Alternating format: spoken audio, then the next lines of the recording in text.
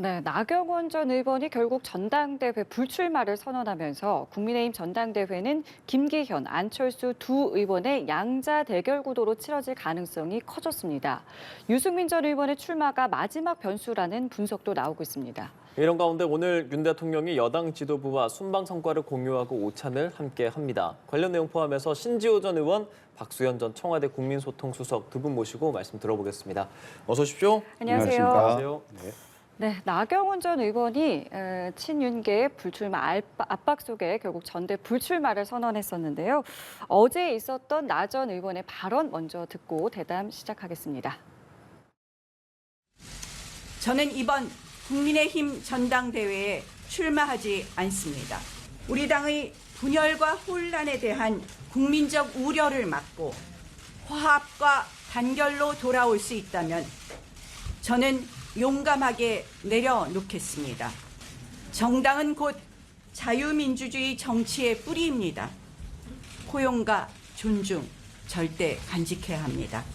그러나 불출마의 결정은 저에겐 굉장히 용기가 필요한 것이었고 거듭 말씀드리지만 당을 사랑하는 마음으로 솔로몬 재판이 진짜 엄마의 심정으로 이번에 그만두기로 결정했습니다.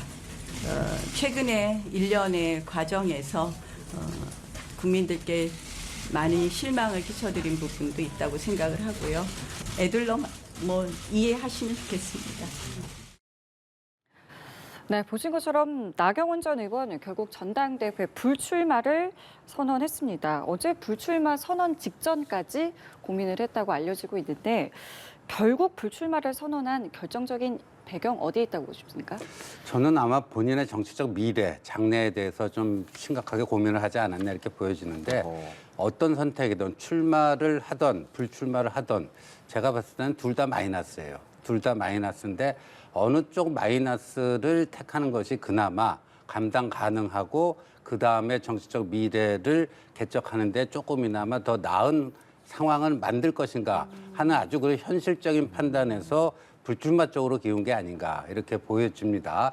만약에 출마를 강행하게 되면은 분열의 씨앗으로 작용할 가능성이 굉장히 높고 본인 의지와는 무관하게 비윤 또는 반윤의 대표 선수로 자리매김되는 거기다가 최근 나온 여론조사를 보면 이제 안철수 의원에게도 밀리는 제가 지난주에 아마 2, 3위 순서가 바뀔 가능성이 높다라고 했는데 최근 나온 여론조사 보면 나경원 전 의원이 3위로 밀려 있거든요. 그러니까 현실적인 당선 가능성도 높지 않고 그런 상황에서 출마 강행보다는 여기서 일단 접고 숨고리를 하면서 향후 관계 회복이라든가 이런 걸 통해서 또 내년에 총선이라고 하는 그 장이 열리기 때문에 그렇게 하는 것이 그나마 데미지 컨트롤 하는데 나은 선택이 아니냐 이런 결론이자 이게 제 나름대로 추측해봤을 때 그렇습니다. 네, 미래와 장래를 봤을 때는 불출마가 낫다라고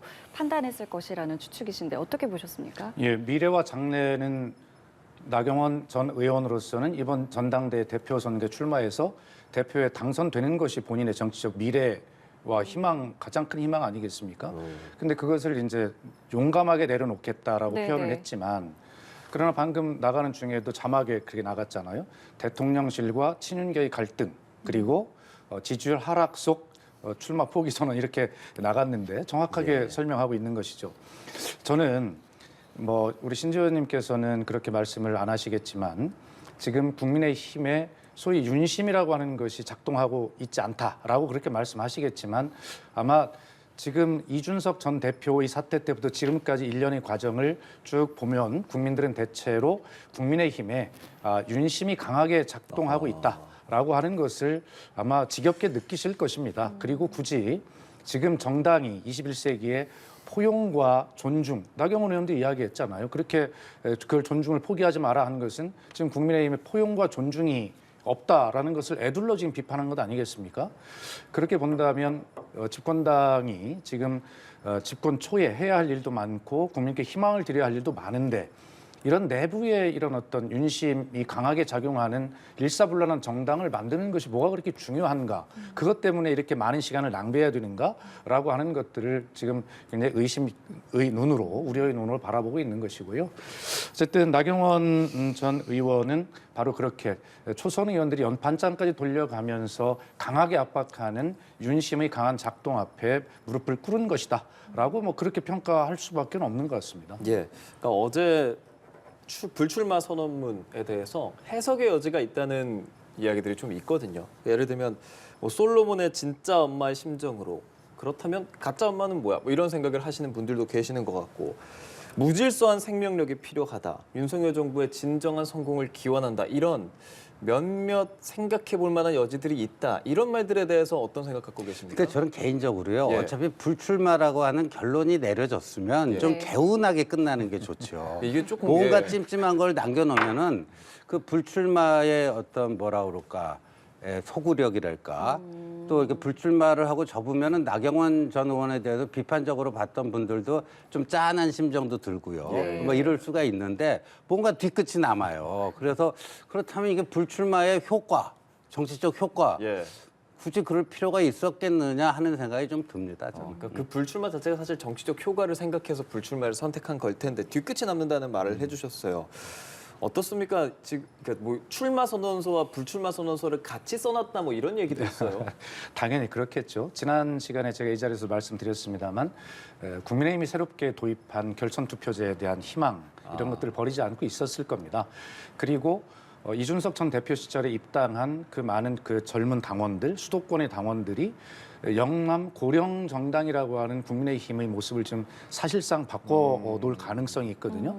아마 그런 부분들에 대한 가능성을 놓고 고민을 했기 때문에 마지막까지 출마에 대한 생각을 강하게 가지고 있었을 것이고 지금 불출마 선언문의 마지막에 나와 있는 지금 앵커께서 말씀하신 바로 질서정연한 무기력보다는 무질서한 생명력, 네. 그다음에 존중과 포용 이런 말은 그런 아쉬움을 강하게 남기는 것인데요. 저도 신재 의원님 말씀대로 나경원 의원은 어떻게든 자신의 정치적 생명력을 이어가는 것이 지금 중요하고요. 그래서 이번 판에는 어차피 아마 송구 하나 꽂을 틈이 없는 그런 당의 분위기라면 예. 아마 총선 이후에 어떤 자신의 정치적 어떤 생명을 이어가는 마지막 도전을 그 시기로 설정을 한 것으로 저는 보입니다. 네. 그래서 내년 총선에서 만약 국민의힘이 승리하지 못하고 질이 멸렬한 모습을 다시 보인다면 그때 나경원 전 의원이나 유승민 의원이나 이런 분들의 어떤 역할에 대한 요구가 다 있을 것이거든요. 아마 마지막 그런 부분까지도 염두에 두고 예. 현재는 아마 송곳 하나 꽂을 곳 없는 숨쉴 구멍 하나 없는 지금 국민의힘 분위기에서는 포기하는 게 낫지만 내 마지막 역할을 위해서는 그래도 마지막 한마디 신재 의원님은 뒤끝이라고 말씀하셨지만 예. 그런 뭔가를 하나를 남겨놔야 자신을 지지하는 당원들에게도 그래도 나경원 아직 안 끝났어 이렇게 생각할 거 아니겠습니까? 근데 저는 그 양자택일 구도로 그러니까 질서 정연한 무기력보다는 무기력한 생명력이 더 낫다. 이게 무질서한 생명력이 무질서한 예, 예. 생명력이 더 낫다. 그 양자택일인데 꼭 그 왜 이 그 양자택일로 보죠? 그러니까 질서 정연하고도 왕성한 생명력이 있는 정당을 만드는 것이 목표가 돼야지 왜 애매한 두 개를 갖다 놓고 둘 중에 하나를 고르라면 이거를 고르겠다. 그러니까 문제 설정 자체가 잘못된 거예요. 그리고 일각에서는 이제 정당 민주화를 얘기하면서 당 대표가 대통령하고도 엇박자를 낼 수가 있어야 된다. 뭐 케이스 바이 케이스로 정말이지 필요한 순간에는 조금 대통령과 보이스 칼라가 다른 그런 목소리를 내야 될 때도 있습니다만 기본적으로 이준석 전 대표처럼 사사건건이 대통령 물어뜯고 시비 걸고 뭐해서 오히려 국정 수행에 발목을 잡는 이런 게 그럼 그게 정상적인 당정 관계인가?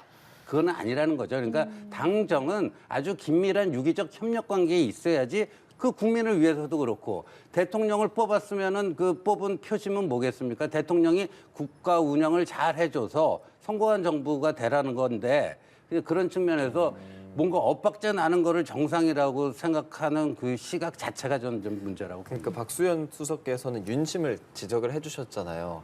아까 말한 그 질서정연한 무기력보다는 무질서한 생명력에서 그 앞서 말한 질서정연한 무기력을 윤심으로 해석하는 게 많잖아요.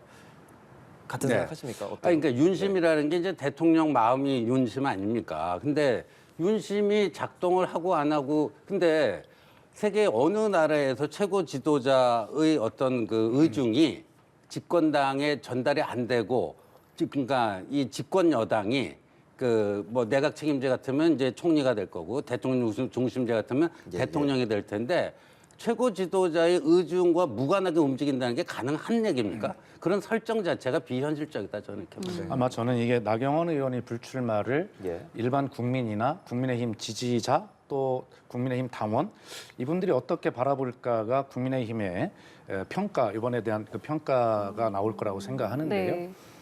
한 방송사의 여론조사 결과를 보면 이것은 뭐 중앙 여론조사 심의위원회 홈페이지에 자세히 있습니다만 제가 찾아봤더니 나경원 의원의 불출마에 대한 이후 여론조사 보니까 완전히 그 안철수 의원이 김기현 의원을 한참 앞서는 여론조사 결과가 지금 공개가 돼 있더라고요. 아마 그대로 뭐 굳어질 일은 없겠습니다만 상당히 이렇게 요동이 치는 결과가 나온다면 나경원 의원이 불출마에 상당히 보이지 않는 힘이 작용을 하고 있고 또 한 것으로 본 어떤 그런 지지자 당원들이 아마 그렇게 우리 당이 이렇게 가서는 안 된다라고 하는 그런 성찰적 투표를 할 것 아닌가라고 하는 것이고요. 예. 설사 예상대로 뭐 김기현 의원이 예. 뭐 당선이 된다 하더라도 압도적으로 당선되지 못하고 막 엇비슷하게 경쟁을 한다 그러면 이번 어떤 나경원 의원의 불출마를 바라보는 지지자들, 당원들이 어떤 시선 속에도 무언가 있다라고 하는 그런 결과가 나올 것이기 때문에 네. 이 결과들을 재미있게 아마 지켜볼 수 있을 거라고 생각합니다. 그 나 전 의원을 향했던 표심은 어디로 갈 거라고 보시는지요? 여론조사하고 당원 투표하고 다를 겁니다. 여론조사상으로는 예. 여론조사상으로는 나경원 전 의원을 지지했던 표가 안철수 의원 쪽으로 더 많이 갈 것이고요. 네, 네. 일부 여론조사에서 그 봤더니 또 그런 결과가 확인이 됐습니다.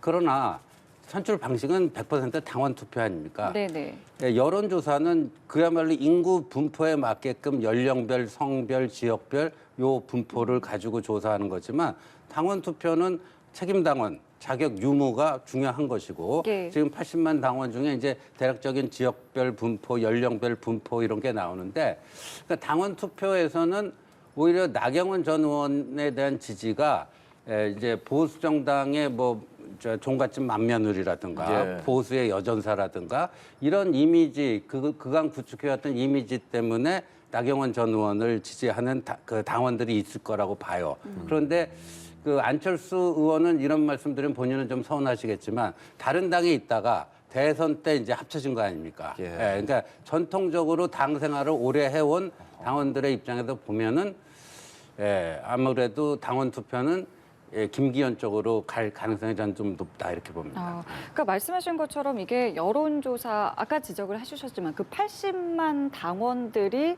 어디로 갈 것인가 이게 지금 아직 뭐 구체적으로 드러날 수는 없는 노릇이기 때문에 어떻게 좀 보세요? 그러니까 신재 의원님께서는 그 오래된 전통적인 당원들이 더 보수적인 네. 뭐 그런 누가 더 보수적이냐 보수의 가치를 누가 더 가지고 있느냐를 보고 투표를 할 수 있다 말씀하셨지만 지금 이준석 전 대표 시절 이후에 입당했던 수도권의 젊은 당원들 네. 이 숫자가 만만치 않다는 거잖아요. 네. 그래서 국민의힘이 영남 고령층 당에서 이제 수도권까지 온 젊은층 수도권의 정당 비율이 비슷해졌는데 예. 말씀대로 지금 여론조사는 국민의힘의 지지자들을 대상으로 한 여론조사이기 네네. 때문에 실제 국민의힘 당원들을 대상으로 투표를 하는 이 전당대 투표는 다를 수도 있어요.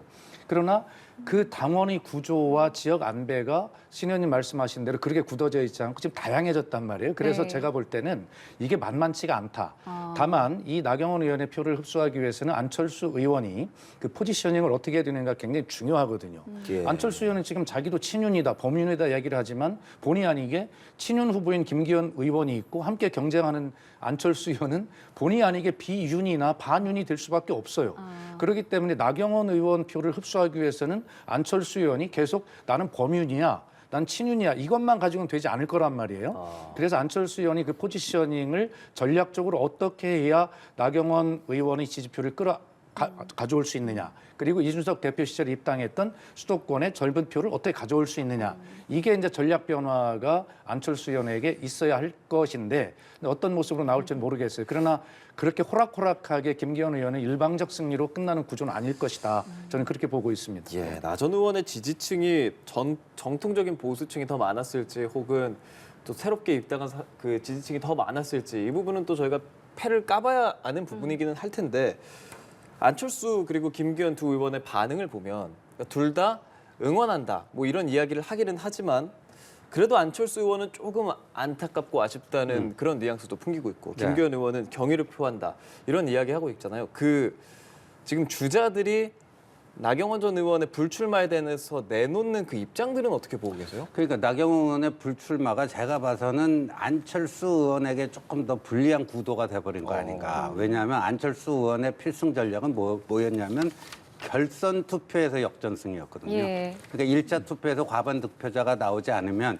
1, 2가 결선 가지 않겠습니까? 그러면 본인이 2등, 최근에 이제 여론조사에 2등으로 올라섰지 않았습니까?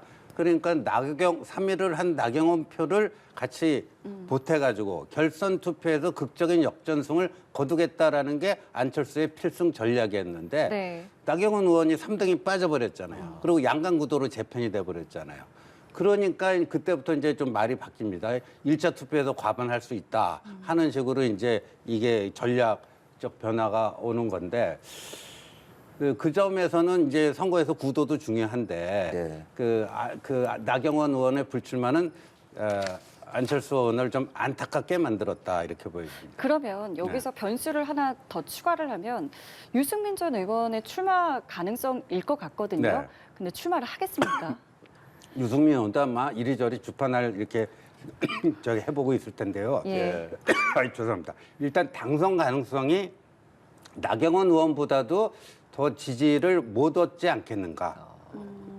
그러면 나경원 의원이 어제 이제 출마를 접은 이유 중에 하나가 당선 가능성이 좀 희박하다 이거 아니겠습니까? 근데 아유 죄송합니다. 유승민 전 의원이 이제 나와서 저조한 숫자 예선 탈락을 한다. 1차 투표에서 3위를 하면 예선 탈락 아닙니까? 그러면 그 다음에 유승민 전 의원의 뭐 정치적인 행보 굉장히 힘들어지지 않을까 이렇게 보여집니다. 그렇다면 불출마 가능성이 더 높다라고 조금 더 높아 보입니다. 말씀을 해주시는데요. 저도 뭐 그런 견해에 동의를 하는데요. 제가 불출마 쪽에 무게를 두는 이유는 이렇습니다. 예.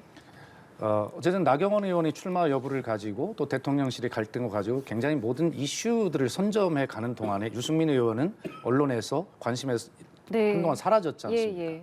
이제 후보 등록이 며칠 남지 않았어요. 예. 갑자기 사라져 있다가 후보 등록을 하기에는 어떤 모멘텀이 충분하지 않아요. 본인이 뭔가를 강하게 드라이브를 걸고 끌고 가는 이슈가 있다든가 이렇게 해야 되는데 그것이 지금 사라진 상황이죠.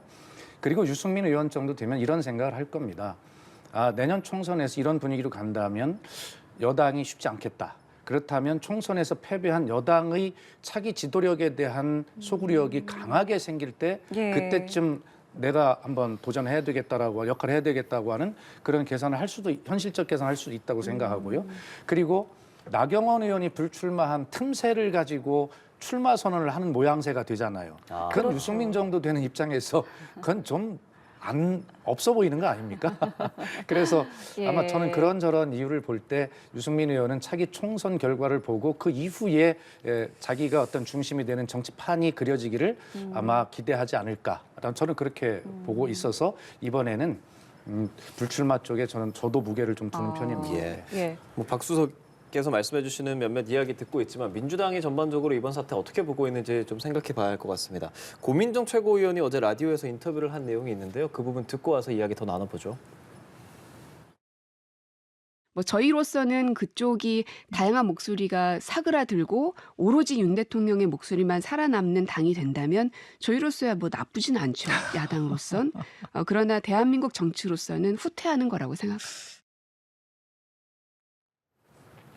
네, 고민정 민주당 최고위원의 발언이었는데 어떻습니까? 민주당에서 정말 이렇게 쭉 가면 야당 입장에서 나쁘지 않다 이렇게 생각할 수 있겠습니까? 글쎄 고민정 의원이 뭐 저 얘기만 했겠습니까? 네. 그런데 국민의힘의 불행이 민주당의 행복이다. 그런 것은 굉장히 바람직하지 않다고 생각하고 저는 방송에서도 여러 차례 그걸 주장했어요. 예. 지금 그 국민의힘이 제가 주장하는 대로 윤심이 강하게 작동하는 경직성에 아주 매몰된 아주 그런 정당이 된다면 그런 경직화된 정당 지도부가 야당과 대화를 잘 하겠습니까? 잘 안 하게 되죠. 야당에게도 좋은 일이 아닙니다. 협치가 될 리가 없죠. 민생이 해결될 리가 없어요. 그렇기 때문에 그 여당에서도 어떤 윤심이 강하게 작동하는 그러한 어떤 경직화된 정당의 모습을 보이는 것이 야당에게도 그렇게 유리한 것이 아니다. 그래서 저는 그렇습니다. 여의도에서 정치하는 사람들이 너희 불행이 나의 행복이다 이게 아니라 예. 한쪽이 잘못해서 불행하면 국민들 보는 시각이 다 똑같은 사람들이거든요. 그래서 서로를 격려하고 응원하고 잘하도록 자꾸 이렇게 하면서 똑같이 서로 잘할 생각을 해야지 그렇게 너 나의 이분법적 시각으로 보면 안 된다. 이런 말씀을 전 여러 차례 이미 드린 바가 있습니다. 예, 우리 박수성님 말씀 제가 존중하고요. 근데 고민정 최고위원은 약간 거짓말 같아요. 제가 봤을 때는. 그러니까 이제 민주당 측에서 제일 바랬던 시나리오는 뭐냐면요.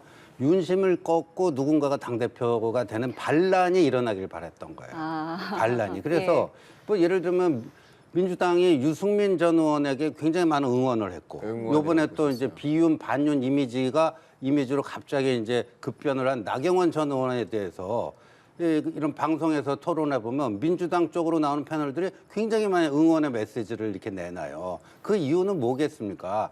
윤심이 작동을 하는데 그거를 누군가가 그냥 꺾어버리고 반란을 일으켜라. 그러면 이게 어떻게 되느냐? 어겐 2016년이 되는 겁니다. 2016년에 박근혜 대통령과 새누리당 지도부 간의 불협화음으로 인해서 일당이 못 되고 압도적 일당이 될 거라고 하는 그 예상을 빗나가서 2당으로 전락한 그게 되기를 바라는 거죠. 그게 진정한 민주당의 본심인데 예. 저렇게 좀 얘기를 공식적인 마이크 잡고 그렇게까지 얘기할 수는 없겠죠. 예. 그런데 민주당이 예를 들어서 윤심, 친윤 후보를 꺾고 새로운 반란이 일어난 국민의힘, 네. 국민이 어떻게 바라볼까요? 굉장히 환호할 거라고 생각합니다. 그렇기 때문에 민주당이 그 친윤 후보가 꺾이는 그런 국민의힘 전당대회를 바라는 것은 아니죠. 그렇게 역동성이 생기는 그런 국민의힘은 민주당이 두려운 거예요. 그렇기 때문에 신재 의원님 그렇게 생각하지 마시고요. 어쨌든 저희들이 그 유승민 의원이나 나경원 전 의원을 응원한 것이 아니고 그렇게 윤심이 일방적으로 지배하면서 다른 후보들을 빼내는 이러한 어떤 구조는 정당의 모습이 바람직하지 않다라고 비판한 것이지 이 사람들을 이 후보들을 응원한 제가 왜 유승민 의원이나 나경원 의원을 왜 응원하겠습니까? 제가 응원한다고 되겠습니까? 자, 그렇다면요. 여기서 진짜 윤심, 그러니까 나경원 전 의원은 어쨌든 불출마를 선언했고 그동안 대통령실과의 갈등은 쭉 있어 왔는데 이 모든 과정을 지켜본 대통령실과의 앞으로의 관계는 좀 어떻게 대통령실과 누구와의 관계예요? 나경원 전 의원. 아마도 이제 오랜 관계이기 때문에 윤 대통령 대학 4학년 때 이제 나경원 전 의원이 1학년 신입장으로 들어와서 그때부터 오랜 인연으로 알고 있습니다. 그래서 미운정, 고운정 다 이제 있는 상태일 거고요. 나경원 전 의원이 좀 이렇게 좀 성찰의 시간을 가지고 네. 관계 회복을 위한 진지한 노력을 기울인다면 뭐 또 기회가 열릴 수 있지 않겠는가. 예, 저는 그렇게 생각을 하고 요번 일도 어제 뭐 이제 솔로몬 엄마요? 재판에 뭐 엄마의 심정 그런데 예. 아니 시작을요. 이 당대표 나갈 생각이 있었으면 저출산 고령화위원회 그 부위원장하고 기후환경대사 그거 맡았으면 안 되는 거죠. 네. 예, 알겠습니다. 네, 이런 가운데 윤석열 대통령 오늘 여당 지도부와 약 2달 만에 오찬 회동을 갖죠. 지금 이 부분에 대해서 뭐 많은 이야기를 할 거라고 예상이 되고 있습니다. 뭐 순방 성과에 대해서도 공유를 할 거라고 하고 그런데 뭐 아무래도 식사를 같이 하고 여당 지도부끼리만 만나기 때문에 뭐 관저 정치다 이런 이야기도 나오기는 하는데 뭐 어떤 성과, 어떤 상황들 기대하고 계시는지요? 그러니까 이제 뭐 대통령이 이렇게 여당 지도부 불러서 뭐 자주 하는 게 좋고 야당하고도 좀 자주 해야 되는데 지금 이재명 대표 그 사법 리스크 이런 좀 불편한 소재가 있어서 좀 안 되고 있는 게 좀 안타깝습니다. 대단히 안타깝고요. 미국의 성공한 대통령들 보면요. 의회 지도자들하고 굉장히 많은 그러니까 예. 그 위대한 소통자라고 얘기됐던 레이건 대통령 또 오바마 대통령 어느 쪽에 가장 그 집무 시간을 많이 할애했는가를 봤더니요. 네. 의원들하고 뭐 소통하는 시간, 전화 걸고 뭐 다양하게 뭐 5명, 10명 또 한두 명 뭐 이렇게 해가지고 백악관으로 초청해서 예. 오찬 만찬하고 이런 겁니다. 그래서 저런 거는 저는 다다익선이라고 생각을 하고 예. 앞으로 저 야당하고도 좀 저렇게 되는 모습을 좀 보고 싶습니다. 관저 초청, 소통 수석이셨잖아요. 예, 네. 어떻습니까? 예, 뭐 우리 신 의원님 말씀에 적극 뭐 공감합니다. 그렇게 하셔야 되고요. 일단 뭐 이렇게 하시는 거 여당 지도부 이렇게 초청해서 설명도 하시고 이제 물론 이제 국민과 야당의 관심은 불러서 그런 뭐 순방 성과도 설명하고 하시겠지만 왜 당무에 개입하냐? 뭐 당무에 개입한 거냐 안 한 거냐 이런 데 이제 초점이 있고 여론조사도 나오고 있습니다만 네, 뭐 그러실 수 있다고 생각하고요. 말씀대로 야당과의 대화를 그렇게 더 강화해 나가셨으면 좋겠다 하는 것인데요. 지금 환경은 이재명 대표의 어떤 검찰 출석과 기소가 눈앞에 있는 뭐 이런 어떤 와중에서 대화를 금방 하기는 어려울 텐데 지난번에 제가 말씀을 방송에 드린 것처럼 그렇다 하더라도 지금은 대통령실에서 또 여당에서 대통령의 어떤 뭐 개혁 입법 소위 뭐 이런 것들을 통과를 왜 안 시켜주냐라는 불만도 있으시니 이런 때는 원내 대책을 책임지고 있는 여야 원내대표라도 초청을 해서 뭐 그렇게 대화의 물꼬를 트기 시작하면 또 이재명 대표의 사안도 어느 정도 정리가 돼가기 시작하면 또 대표와의 어떤 회동도 자연스럽게 어떤 할 수 있는 정지 작업도 되는 것이 아니겠냐 이런 생각을 하기 때문에 예. 대통령실이 좀 정무적으로 어떤 긴 텀으로 스케줄을 좀 놓고 예. 좀 판단을 하고 거기에 맞추어서 좀 대화 관계까지 이렇게 고려했으면 좋겠다는 생각이 듭니다. 예. 자, 그리고 지금 국민들의 어떤 최대 관심사라고 해야 될까요? 걱정거리 중에 하나가 바로 이 난방비 폭탄 문제가 아닐까 싶습니다. 여기에 대해서도 이제 여야는 여러 가지 입장을 내놨는데 좀 상반된 모습을 보이기도 했고요. 조금 전 뭐 대통령실에서도 관련 브리핑을 내놨는데 취약계층 에너지 바우처, 가스비 할인 확대를 해야겠다. 에너지 가격 현실화는 불가피합니다마는 뭐 2분기 가스비 인상 여부는 여러 상황을 고려해서 결정을 하겠다라고 했습니다. 지금의 상황을 좀 어떻게 보시고 이 여야가 이 부분에 대해서 여전히 좀 공방을 하고는 있어요. 이 부분은 어떻게 좀 보셨는지요? 저도 뭐 전달 대비 3배 이상 올랐더라고요. 난방비가요. 대개들 그런 건데, 그러니까 다들 깜짝 놀랐는데 그게 그 LNG 가격이 높아져서 그런 거예요. 그러니까 천연 액화, 액화 천연가스. 근데 LNG가 이제 러시아 우크라이나 전쟁으로 인해서 그 이제 러시아가 천연가스 그 공급국이었는데 그게 이제 공급 물량이 줄어들면서 가격이 폭등하는 이겁니다. 그러니까 우리나라만 그런 게 아니라 전 세계적인 현상이고 뭐 영국, 미국 뭐 할 것 없이 일본 할 것 없이 다 에너지 가격이 다 올랐습니다. 그런데 지금 이제 여야 간의 공방이 되는 거는 문재인 정부 시절에 이게 올랐을 때 그 오른 만큼을 좀 미리 선반영을 해놨으면은 사람들이 그렇잖아요. 물가가 비싸지면 이제 좀 아껴 써야 되겠구나. 좀 줄여야 되겠구나. 하는 이런 것들이 좀 대비가 되면서 어느 정도 준비할 수가 있게 되는데 아마도 이제 가격 올리는 것이 특히나 이제 대통령 선거 앞두고 좀 불리하게 작용할 수도 있다라고 하는 정무적 판단 때문에 가격 인상을 좀 늦춘 뭐 이게 좀 있지 않느냐 하는 게 지금 국민의힘의 생각이에요. 그러다 보니까 그 못 올렸던 그 누적분이 지금 한꺼번에 반영돼 갖고 요번에 이렇게 폭등할 수밖에 없었던 것 아니냐. 한국 그 가스공사도요. 작년에 적자 폭이 8조 8천억 원 되고요. 한국전력 같은 경우는 작년 적자가 30조 원입니다. 그러니까 이제 전기료를 인상하지 않고 있었던 그게 한 가지 있고 두 번째는 뭐냐면 이 탈원전을 하면서 원자력 비중이 줄어들게 됩니다. 그 줄어드는 것의 대부분을 이 LNG로 대체를 했어요. 탈원전을 하면서 줄어드는 것의 대부분을 LNG로 대체하는데 마치 또 그 LNG의 국제시장 가격이 폭등하는 이게 묘하게 또 겹친 원인도 있다 이렇게 봅니다. 지금 추경을 민주당 이재명 대표가 하려는 모습에 대해서 국민의힘에서는 이거 사법 리스크 덮개용이다라고 비판하는 이 부분은 좀 어떻게 보셨는지. 근데 이재명 대표가 그 얘기하면은 좀 그래요. 왜냐하면 본인이 하여간 그 대선 후보였고 그래서 문재인 대통령이 아마도 그 이재명 당시 후보에 대한 배려 때문에 대선 끝난 다음에 올리는 쪽으로 뭔가를 조정하지 않았을까 하는 게 이제 저희들의 생각인 거죠. 네. 그런데 지금 이 난방비 폭등의 그 원인을 지금 윤석열 정부한테 그 돌리면서 네. 그거에 대한 해결책으로 뭐 이거를 추경을 편성하자 그런데 저는 그거보다는 오늘 이제 대통령실에서 발표하지 않았습니까? 경제수석이 취약계층 160만 가구 이런데 에너지 바우처 해가지고 그런 쪽부터 살피는 그럼 좀 우선순위가 있어야 되지 않을까 하는 생각이. 반론 들어보겠습니다.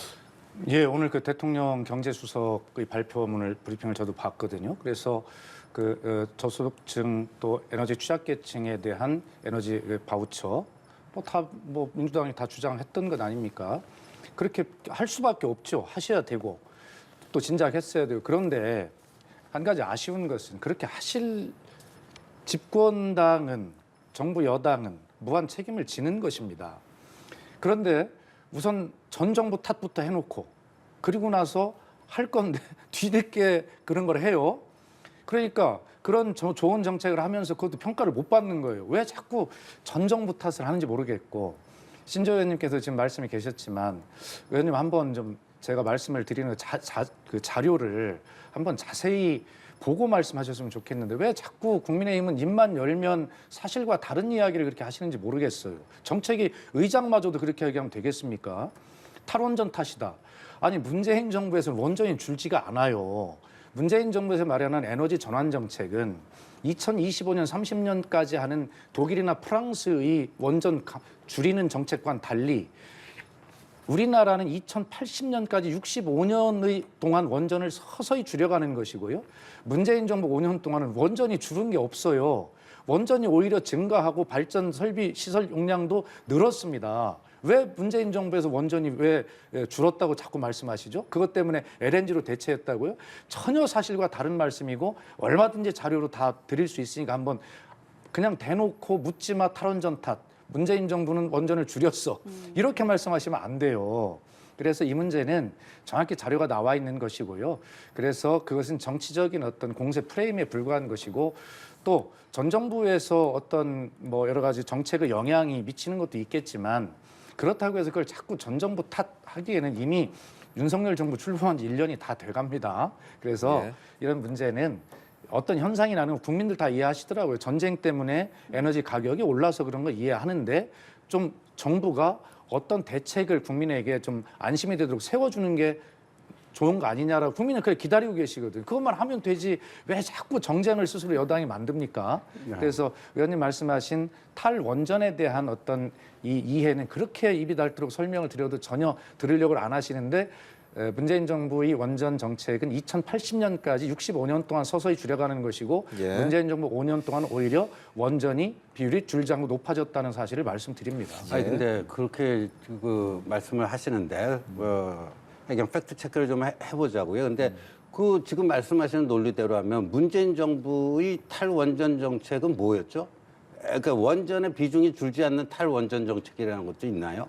그러니까 그리고 제가 지금 얘기한 거는 작년 10월에 에너지 주무부처인 산업자원부에서 낸 그 데이터를 가지고 제가 지금 말씀을 드리는 겁니다. 그래서 이게 이제 그 문재인 정권이 탈원전 정책 시작하기 직전 상황이 뭐 원전의 비중이 29.3%인가부터 시작을 해가지고 이게 조금씩 줄어드니까 그 줄어드는 만큼을 LNG로 대체를 했고, 그래서 뭐 이렇게 적자폭이 늘어나갖고 문재인 정권 5년 동안 탈원전을 안 했으면은 10조 정도를 안 써도 될 돈을 썼다 하는 게 작년 10월 산업자원부의 발표입니다. 그러니까 그거는 이제 팩트 체크를 한번 좀 해보면 될 것 같아요. 의원님 어쨌든 2080년까지 65년 동안 원전의 비중을 서서히 줄여가는데 문재인 정부 5년 동안은 이 원전의 비중이 줄지가 않아요. 또 건설 중인 원자력 발전소 계속 건설하고 오히려 원전의 기수가 늘어납니다. 그래서 문재인 정부 때 탈원전 때문에 이렇게 됐다는 건 그 이해가 좀 잘못하신 거고요. 예, 알겠습니다. 예. 물론 난방비로 인해서 우리가 에너지에 대한 얘기가 나온 거지만 탈원전에 대해서 쭉 더 들어가다 보면 저희가 또 가야 할 길이 아직 머니까요. 주제를 조금 더 바꿔서 이야기를 해볼게요. 이재명 대표 이제 검찰 소환 이틀 남았잖아요. 토요일에 검찰 출석해서 조사를 받게 된단 말이죠. 그리고 오늘부터는 호남 지역의 경청 투어 예정하고 있는데 민주당에서는 현재 이 상황 어떻게 보고 계시는지 그리고 그 조사에 어떻게 좀 임했으면 하는 마음이신지 궁금합니다. 예, 우선 제가 오늘 이 방송에 출연하기 위해서 오송역에서 KTX를 탔는데요. 예. KTX에 장사를 하시는 분이 제가 잠깐 들렸더니 오늘 방송에 나가시면 난방비 얘기 좀 꼭 해달라고 그렇게 하셨는데 오늘 예. 다행히 주제를 꺼내주셔서 신지현님과 저랑 이제 탈원전 공방은 했지만 그러나 어쨌든 이 난방비 문제는 우리가 여야가 함께 빨리 해결해야 예. 되겠다는 말씀을 드리고요. 또 이런 와중에 이제 그 제1야당 대표가 소위 국민의힘에 주장하는 사법 리스크 때문에 검찰에 출석하는 이 모습이 굉장히 안타깝습니다. 저는 제안합니다. 이제 이 문제는 10년 동안 그렇게 오랫동안 끌어왔고 논란이 되었던 문제이고 수사도 해왔던 문제이거든요.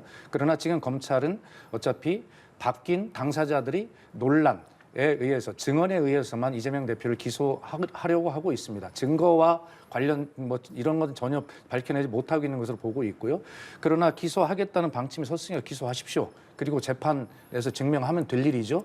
그렇기 때문에 저는 여당 지도부가 뭐 이재명 사법 리스크 이러면서 매일 이런 민생에 앞장서야 될 여당 지도부가 이재명 대표를 공격하는 메시지만 내기에 급급한 여당의 모습도 바람직하지 않다. 이제는 이런 거 중단하기로 서로 선언하고 이재명 대표 기왕에 억울하지만 재판에 넘겨졌으니 재판에 맡겨주십시오. 그리고 여당이 먼저 이재명 대표에 대한 공격 중단하고 민생에 올인하겠다는 선언하시고 그럼 야당도 그렇게 할 거 아니겠습니까? 그래서 이재명 대표가 출석하는 것이고 이재명 대표의 주장은 명료하지 않습니까? 그렇기 때문에 재판 결과가 나올 때까지는 믿어줘야 되는 것이 맞고요. 예. 그래서 어쨌든 방탄이니 뭐 이런 어떤 프레임도 옳지 않고요. 이재명 대표에게 어떤 부여돼 있는 법적 권한 이런 것들을 충분히 해서 당당하게 그거대로 하고 그래서 박지원 전 원장이 재밌는 얘기 하시더라고요. 싸우면서 일하고 일하면서 싸우는 민주주의 모습을 보여주자 이거니까 여당도 좀 그렇게 해줬으면 좋겠습니다. 근데 이제 일정을 보면은 그러니까 출석 앞두고 일정을 보면은 강경파 의원 모임이 이제 철험회 오찬을 회동을 하고 또 비명계 의원들은 오는 31일에 민주당의 길을 공식 발족을 하기 때문에 그렇죠. 이 당내에서 지금 이 사안을 바라보는 시선이 조금 분산되는 거 아니겠느냐라는 추측이 있어서요. 이 부분은 좀 어떻습니까? 그렇지 않습니다. 그렇게 좀 당을 다른 각도에서 걱정하시는 분들이 한 서너 분 계시죠. 다 알고 계시지 않습니까? 그러나 그분들도 만나서 이야기를 해보면 똑같은 이야기입니다.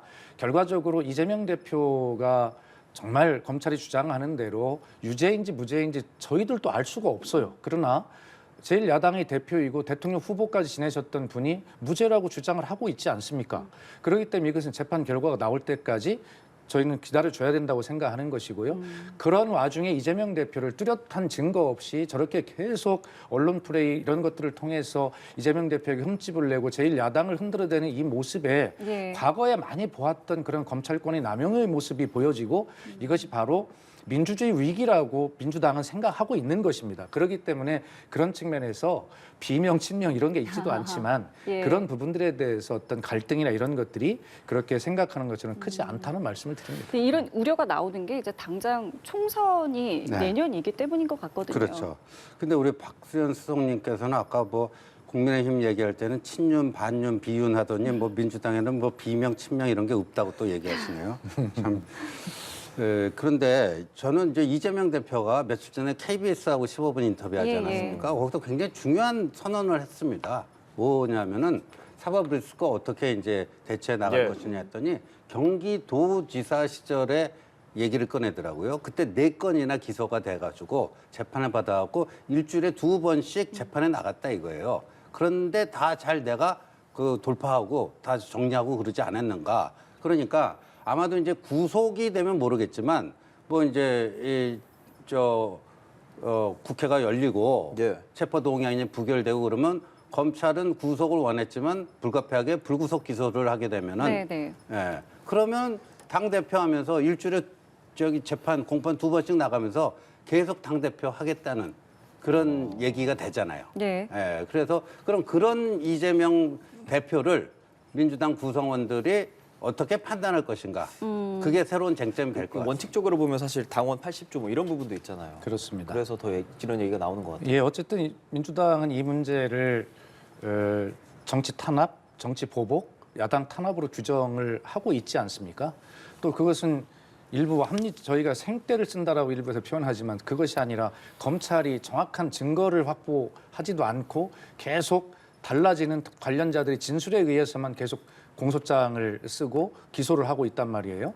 그렇기 때문에 지금 80조 3항에 와서 이것이 정치 탄압 등으로 그렇게 생각이 된다면 달리 할 수 있다는 규정이 이미 마련돼 있지 않습니까? 저걸 마련할 때 비판도 많이 받았습니다. 예. 그러나 지금의 상황을 저는 그렇게 보고 있는 것이고요. 이제 신조 의원님께서 말씀하신 대로 민주당이 당대표가 그렇게 해서 출석하고 뭐 이러면 잘 하겠느냐라고 걱정을 해주셨는데 그건 뭐 또 저희들의 문제 아니겠습니까? 그래서 뭐 제가 국민의힘이 또 논평을 하지만 또 잘 되기를 또 바라서 여당이 또 야당도 또 끌고 가는 그런 여당의 역할을 하기를 바란다는 또 진심의 충원도 드렸지 않습니까? 그렇기 예. 때문에 그 야당의 모습 저희가 책임질 일은 책임지고 또 총선에서 국민의 심판을 또 받을 것 아니겠습니까? 그래서 또 저희 민주당 어떤 구성원들의 지혜로운 집단 지성도 있다는 것을 또 믿어주셨으면 좋겠습니다. 예. 끝으로 이 얘기 좀 짧게 해볼게요. 김계연 의원이 이제 당권 공약으로 내놓은 이 부분, 그러니까 여성도 민방위 훈련을 받아야 한다 이 부분에 대해서 어떤 의견 갖고 계세요? 일단 당 차원에서는 뭐 특별한 언급은 없고요. 뭐 당론은 아닌 것 같고요. 예. 근데 이제 개인 의견인데 아마 뭐 이제 선거 전략의 일환으로 내놓은 것 같고요. 네. 근데 저는 뭐 그거는 좀 적극적으로 이제 검토해야 될 시점이 왔다. 이게 여성에게도 뭐 병역 의무를 같이 지자는 게 아니고요. 예. 예. 민방위라고 하는 것은 뭐 남녀 굳이 구별해서 할 필요는 없는 거기 때문에 보통 우리가 이제 남자들의 경우에 군대를 갔다 오면 35세까지인가 예비군 훈련을 받다가 그 이후 이제 민방위로 편입이 돼서 하는데 민방위 훈련 저도 몇 차례 받아봤지만 그 남녀가 함께 받아서 하면 그 민방위 그 대응 능력은 더 올라갈 것은 분명하기 때문에 예. 저는 뭐 그 적극 검토해 볼 만한 필요가 있다 이렇게 생각합니다. 그러니까 이 문제를 적극 검토할 만한 필요가 있고 그렇다면 이 문제는 사회적 합의를 가져야 될 문제이고 오랜 시간 머리를 맞대고 검토를 정말 예민하고 민감하게 해야 될 문제이거든요. 예. 그런데 갑자기 김기현 의원은 누굽니까? 유력 그 당권 주자 아니겠어요? 이분이 선거를 앞둔 시기에 갑자기 어떤 그런 논의도 많이 없다가 갑자기 이걸 내놨어요. 그러니까 이 문제가 본인이 아무리 국방 또 안보 이슈라고 해도 공약이라고 해도 이 문제는 결과적으로 젠더 이슈밖에 안 되는 것으로 그렇게 되잖아요.